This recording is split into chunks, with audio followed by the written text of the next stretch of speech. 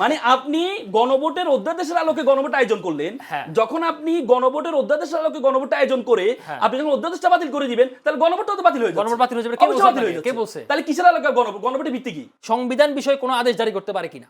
পারে না তো। উনি আইনজীবী মানুষ, উনি বলতে পারে কিনা? এখন এই যে গোজামিলগুলা দায়ীকে, মূল দায়ী হচ্ছে সংস্কার কমিশন, মূল দায়ী হচ্ছে আলী রিয়াজ, মূল দায়ী হচ্ছে ডক্টর ইউনূসের জায়গা। এখন আমি আপনাকে দোষারোপ করতেছি না, আপনি আমাকে দোষারোপ করে কোনো লাভ নাই। একটু যেতে চাই মামুন রাসেলের কাছে। মামুন রাসেল, আজকে যশোরে গিয়েছিলেন প্রধানমন্ত্রী তারেক রহমান, তিনি বেশ কিছু কথা বলেছেন। আমি যদি একটু একটু করে কোট করি, গণভোটের রায় ভিন্ন খাতে নিতে চাইছে কিছু রাজনৈতিক দল, যারা জুলাই সনদকে নিজেদের স্বার্থে ব্যবহার করতে চায়, তারা সফল হলে জনগণের কর্মসূচি ব্যাহত হবে, তাই জনগণকে সতর্ক থাকার আহ্বান জানিয়েছেন। একই সাথে তিনি বলেছেন, প্রধানমন্ত্রী 5 আগস্টের গণ অভ্যুত্থানের কথা স্মরণ করিয়ে দিয়ে বলেন, জনগণ ইতিমধ্যে প্রমাণ করেছে তারা তাদের ইচ্ছাকে উপেক্ষা করার চেষ্টা মেনে নেয় না। যেভাবে জনগণ 5 আগস্ট উপযুক্ত জবাব দিয়েছে, ভবিষ্যতে কেউ তাদের ভাগ্য নিয়ে খেলতে চাইলে তারা একইভাবে জবাব দেবে। মানুষের ভাগ্য নিয়ে ছিনিমিনি খেললে 5 আগস্টের মতো জবাব দেবে জনগণ। প্রধানমন্ত্রী হিসেবে এখন যে সম্ভবত গণভোটের রায়, জুলাই সনদ বাস্তবায়ন নিয়ে যেহেতু রাজপথে আন্দোলন করছে 11 দল বা জামায়াত দল, তাদেরকে এই ইঙ্গিতটা করেছেন 5 আগস্টের মতো উপযুক্ত জবাব দেবে বলে বলেছেন প্রধানমন্ত্রী তারেক রহমান। আপনি কি বলবেন? জি, অসংখ্য ধন্যবাদ আমাকে চমৎকার প্রয়াসে যুক্ত করার জন্য। সাথে আমার সহ প্যানেলিস্ট ডাক্তার রাকিব ভাইকেও ধন্যবাদ জানাচ্ছি এবং যারা দর্শক আছে তাদেরকে শুভেচ্ছা জানাচ্ছি। দেখেন, আমাদের প্রধানমন্ত্রী উনি মাঝে মধ্যেই কিছু বক্তব্য দেন আর কি। হ্যাঁ, উনি তো সবসময় বক্তব্য দেন না, মাঝে মধ্যে বক্তব্য দেন। এবং উনি যেখানে আমি বলছি, মানে যেখানে দেওয়ার কথা ওই জায়গায় দেন না, যেখানে দেওয়ার কথা না ওই জায়গায় উনি দেন। কেমন? সংসদে উনি সংসদীয় দলের প্রধান, সরকারি দলের প্রধান হিসেবে সংসদে বক্তব্য দেওয়ার কথা, উনি ওই সময় উনি চুপ থাকেন। এবং যেখানে উনি সব ধরনের বক্তব্য দেওয়ার প্রয়োজন নেই প্রধানমন্ত্রীর, সেখানে উনি বক্তব্য দেন। দেখেন, উনি হচ্ছে ফার্স্ট লেয়ারের একজন নেতা, কিন্তু উনি যখন বাহিরে বক্তব্য দেন থার্ড লেয়ারের স্টাইলে বক্তব্য দেন। কেমন? এই যে গুপ্ত, এই যে পুঙ্খানু গণভোট জুলাই সনদ বাস্তবায়ন করব, কিন্তু যখন সংসদে ফার্স্ট লেয়ারে বক্তব্য আসে তখন ওই সময় উনি চুপ থাকে। দেখেন, আমি আপনাকে বলি, উনি বারবার একটা কথা বলেন যে জুলাই সনদ অক্ষরে অক্ষরে পালন করব, পরিপূর্ণভাবে পালন করব। আপনি আমাকে বলেন যে পরিপূর্ণ সংজ্ঞাটা কি? মানে ওনার কাছে, আমার কাছে মনে হচ্ছে পরিপূর্ণ সংজ্ঞা মানে আংশিক। আপনি জুলাই সনদ মানে কি? জুলাই সনদ ওয়ার্ডার যেটা হয়েছে কখনোই নভেম্বরে, আপনি সেটা বাস্তবায়ন করবেন। অথচ জুলাই সনদের ওয়ার্ডারের মধ্যে বলা আছে যে আপনাকে যেদিন আপনি শপথ গ্রহণ করবেন, আপনাকে 2টা শপথ গ্রহণ করতে হবে। একটা শপথ হচ্ছে আপনার গণপরিষদের শপথ, আরেকটা হচ্ছে জেনারেল অ্যাসেম্বলি শপথ, আরেকটা হচ্ছে কনস্টিটিউয়েন্ট অ্যাসেম্বলি শপথ। জুলাই সনদ ওয়ার্ডারে বলা আছে আপনি পুঙ্খানুপুঙ্খে পালন করবেন, আপনি বলেছেন। তাহলে জুলাই সনদ ওয়ার্ডারে বলা আছে 2টা শপথ দিতে হবে। আপনি একটা নিলেন, আরেকটা নিলেন না। তার মানে মর্নিং শোজ দ্য ডে, আপনি প্রথম দিনেই আপনি জুলাই সনদকে কি অবজ্ঞা করলেন। এক, দ্বিতীয় হচ্ছে জুলাই সনদে ওনারা সচিবালয় অধ্যাদেশের ক্ষেত্রে নোট অফ ডিসেন্ট দেন নাই।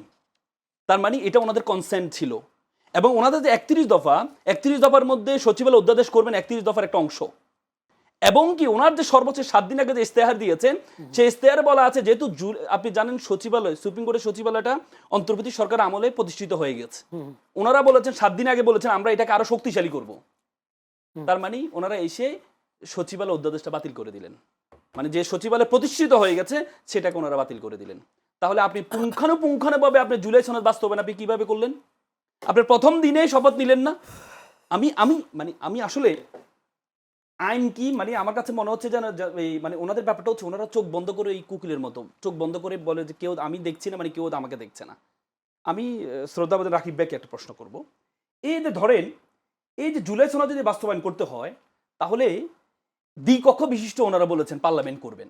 আচ্ছা, আপনি আমাকে বলেন তো, আমাদের যেই জেনারেল অ্যাসেম্বলি আছে সেই জেনারেল অ্যাসেম্বলি কি দ্বিকক্ষটাকে প্রতিষ্ঠা করতে পারবে? একটু আমাকে রাকিব ভাই আপনি একটু আমি উত্তর দিব, আপনি শেষ করেন, আপনি শেষ করেন। আমি আপনাকে বলি, দ্বিকক্ষ বিশিষ্ট, আপনি জানেন 1989 সালে এরশাদের আমলে, 1989 সালে আমাদের এরশাদের আমলে আমাদের এই যে জেনারেল অ্যাসেম্বলি মানে সংসদে একটা পাস হয়েছিল যে আমাদের সুপ্রিম কোর্টের হাইকোর্ট ডিভিশনগুলো বিভিন্ন বেঞ্চ বিভিন্ন বিভাগে যাবে। ওই সময় একটা রিট হয়েছিল, এটা হচ্ছে আনোয়ার চৌধুরী ভার্সেস স্ট্রেট। সেই 89 সালে রিটের মধ্যে প্রথম রিটটা খারিজ করে দিয়েছে হাইকোর্ট ডিভিশন। এরপর অ্যাপ্লাইড ডিভিশনে গিয়ে অ্যাপ্লাইড ডিভিশন আমাদেরকে কিছু বেসিক স্ট্রাকচার নির্ধারণ করে দিয়েছে। যেহেতু আমাদের দেশটা ইউনিটারি গভর্নমেন্ট, আমাদের দেশটা ফেডারেল গভর্নমেন্ট না, প্রাদেশিক গভর্নমেন্ট না, সেহেতু আপনি বিভাগীয় শহরে নিতে পারবেন না। যেহেতু আমাদের ওই সময় আমাদেরকে স্ট্রাকচার নির্ধারণ করে দিয়েছে 142 দিয়ে আপনি চাইলে সংবিধান পরিবর্তন করতে পারবেন না, বেসিক স্ট্রাকচার পরিবর্তন করতে পারবেন না। তাহলে যে জিনিসটা ডিসাইডেড, অ্যাপ্লাইড ডিভিশন ডিসাইড করে দিয়েছে, সেই জিনিসটা আপনি যদি এখন দ্বিকক্ষ করতে চান তাহলে তো আপনি আবার ফেডারেল থেকে আপনি ইউনিটারি থেকে ফেডারেলে চলে যাচ্ছেন। তাহলে কি আপনি এই যে জেনারেল অ্যাসেম্বলি দিয়ে আপনি পারবেন না, কিন্তু আপনি গণপরিষদের শপথটা নিলেন না। কিন্তু সরকারের পক্ষ থেকে বারবার অভিযোগ করা হয় যে সেই সময়টা 2 মাসের সরকারকে আপনারা সময় দিতে চান না, কিন্তু একটা বিভিন্ন রাজনৈতিক ইস্যু নিয়ে আপনারা ইস্যু বানাচ্ছেন এবং রাজপথে উত্তেজনা সৃষ্টি করার চেষ্টা করছেন। আপনি তো বারবার বললেন, আমার কথা হচ্ছে আপনি এখনই বলে দেন, আপনি এখনই বলে দেন আপনি জুলাই সনদ বাস্তবায়ন করবেন না, কিন্তু আপনি তার আগেও নির্বাচন আগেও আপনি বলেছেন আপনার সাথে প্রতারণা করা হয়েছে। তাহলে আপনি তখন বলতেন যে আমরা হ্যাঁ ভোট দিব না, আমার সাথে প্রতারণা করা হয়েছে, কিন্তু আপনি তো তখন বললেন মুখে এক হ্যাঁ আর ভিতরে রাখলেন না। এখনো আপনি জুলাই সনদ বলবেন যে পরিপূর্ণ বাস্তবায়ন করবেন, আবার অন্তরে কি বলছেন জুলাই সনদ বাস্তবায়ন পরিপূর্ণ করবেন, কিন্তু আপনি সচিবালয় অধ্যাদেশ বাতিল করে দিচ্ছেন। আপনি এই দুইটা শপথ নেওয়ার কথা, যে দুইটা শপথ আপনি নিলেন না, আপনি গণভোটের অধ্যাদেশ বাতিল করে দিচ্ছেন। গণভোটের অধ্যাদেশ, আপনি জানেন গণভোটের অধ্যাদেশটা হয়েছে, এটা কিন্তু আমাদের ওয়ার্ডের একটা অংশ। নভেম্বরে যে একটা ওয়ার্ডারটা ছিল, সেই ওয়ার্ডারের একটা অংশ কিন্তু আপনার এই গণভোটের অধ্যাদেশ, তাহলে আপনি সেটাও বাতিল করে দিলেন। এটা রাখার কি প্রয়োজন? আমি এবার প্রশ্ন করি, এটা রাখার কি প্রয়োজন বলেন? আপনি যদি সচিবালয় অধ্যাদেশ যদি আপনি বাতিল করেন, ওটা না, গণভোট অধ্যাদেশটা যে বাতিল করলো, এটা রাখার কি প্রয়োজন? আপনি গণভোট অধ্যাদেশ বাতিল করলেন কেন? এটা তো হয়ে গেছে গণভোট, হ্যাঁ হয়ে গেছে। আপনি তো গণভোট অধ্যাদেশ বাতিল করে দিলেন। এটা অধ্যাদেশটা বাতিল করছে, ঠিক আছে। এখন গণভোটটা আমি একটু বোঝার জন্য আপনাকে একাডেমিকলি আপনাকে জিজ্ঞেস করলাম। ধরেন গণভোটটা যে প্রসেসে আমাদের হয়েছে, এটা একটা ডক্ট্রিন অফ নেসেসিটি ইমার্জেন্সি মোমেন্টে হয়েছে, যার কারণে একটা স্পেশাল অর্ডার তৈরি করা হয়েছিল, তাই না? এটার আন্ডারতে এই গণভোটটা হয়ে গেছে। তো হয়ে যাওয়ার পর এটা রাখার কি দরকার? আমাকে এটা রাখার প্রয়োজনীয়তা বলেন। আপনার গণভোট অধ্যাদেশের আলোকেই তো গণভোটটা হয়েছে। আচ্ছা বলেন না, আপনি যে সচিবালয় অধ্যাদেশের আলোকে, সচিবালয় না, আমি দুটোই বললাম, এটা বলেন, এটা আমি দুটোই বললাম। আপনার সচিবালয় অধ্যাদেশের আলোকে সচিবালয়টা প্রতিষ্ঠা হয়েছে। আপনি শেষ করি, আপনি যখন সচিবালয় অধ্যাদেশটা বাতিল করে দিলেন, অটোমেটিক সচিবালয়টা বাতিল হয়ে যাচ্ছে। আমি সচিবালয়ের প্রশ্নে আসতেছি না, এটা আমার ডিফারেন্ট আর্গুমেন্ট আছে। সেম ক্যাটাগরি গণভোটটা আপনি যখন গণভোটের অধ্যাদেশের আলোকে গণভোটটা আয়োজন হয়েছে, কারণ আপনি জানেন আমাদের সংবিধানে গণভোটটা নেই। এখন আপনার গণভোটের যে অধ্যাদেশ হয়েছে, অধ্যাদেশটা কখন হয়? যখন আপনার পার্লামেন্ট থাকে না। তার মানে যে পার্লামেন্টটা, এটাকে নিয়ম হচ্ছে পার্লামেন্ট যখন হয় 30 দিনের মধ্যে করতে হবে, পাস করতে হবে। তার মানে আপনি যখন অধ্যাদেশটা বাতিল করে দিচ্ছেন, তখন এর আলোকে যে গণভোটটা হয়েছে, এটা অটোমেটিক বাতিল হয়ে যাবে। কে বলছে আপনাকে? কে বলছে মানে? আপনি সেটা ব্যাখ্যা দেন। আপনি মানে কে বলছে মানে কি? মানে আপনি গণভোটের অধ্যাদেশের আলোকে গণভোট আয়োজন করলেন, যখন আপনি গণভোটের অধ্যাদেশের আলোকে গণভোট আয়োজন করে আপনি যখন অধ্যাদেশটা বাতিল করে দিবেন, তাহলে গণভোটটা তো বাতিল হয়ে যাবে। গণভোট বাতিল হয়ে যাবে, কে বলছে? তাহলে কিসের আলোকে গণভোটের ভিত্তি কি? গণভোটের ভিত্তিটা কি সেটা বলেন। আচ্ছা শেষ করে আমি বলবো গণভোটের ভিত্তিটা কি সেটা বলেন। শুনুন আমি বলি আপনাকে, মানে আপনাদের গণভোটের ভিত্তিটা কি? আপনি গণভোটের ভিত্তিটা কি আমাকে বলেন। না, আপনি নিশ্চয় আইনের ব্যাখ্যাটা আপনি দিবেন, ঠিক আছে? এখন ঘটনা হচ্ছে, ধরেন আমি এখান থেকে একটু শুরু করতে, আমি নোট ডাউন করছি। ধরেন সে জায়গা থেকে ধরেন গণভোটটা মানে ইউজুয়ালি গণভোট হওয়ার সিস্টেমটা কি? ইউজুয়ালি গণভোট হওয়ার রেগুলার প্র্যাকটিসে গণভোট হওয়ার সিস্টেম হচ্ছে কি, আপনার যে এটা আগে পার্লামেন্টে পাশ হয়ে আসতে হবে, 2/3 পাশ হয়ে আসতে হবে। আসার পরে যদি রাষ্ট্রপতি মনে করে যে এটা রাষ্ট্রের কোনো মৌলিক জিনিসকে ভায়োলেট করতেছে বা এটাকে গণভোটে পাঠানো দরকার, তখন উনি এটাকে রাষ্ট্রপতি সাইন দিয়ে তখন এটাকে গণভোট উনি পাঠাবে, রাইট?